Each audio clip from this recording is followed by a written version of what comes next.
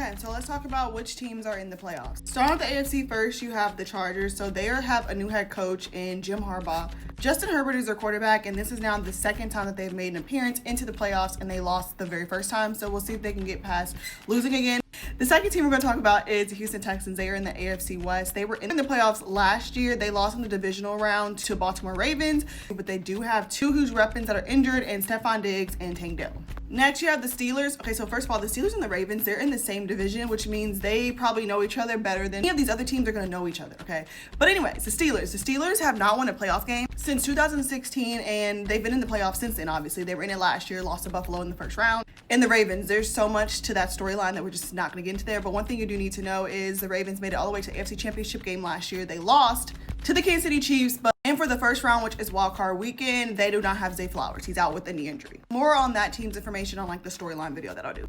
Next, you have the Denver Broncos. They're in the AFC West with the Chargers and the Kansas City Chiefs. This is their first time back in the playoffs since 2015, the last time they won with Peyton Manning when they won the Super Bowl. And they actually have a rookie quarterback in Bo Nix, so this is pretty interesting, especially after they dumped Russell Wilson and still had to pay him all that money last year. Next up, you have the Buffalo Bills. They are in the AFC East. They are known always to be here in the playoffs, and they don't have a good history. They're either always losing to the Kansas City Chiefs or they're losing to the Cincinnati Bengals. They don't have Cincinnati Bengals, so they're out, so we'll see what will happen. But they have lost a lot of their weapons on the offense and defense side this year, so we'll see what's going on. But he's in the running for MVP, and so is Lamar Jackson. And then, of course, in the AFC, you have the Kansas City Chiefs. They're number one, which is why they don't play this weekend. They get to rest. I know about them. They're trying to make history in 3P and yada, yada, yada. I won't go all day on them.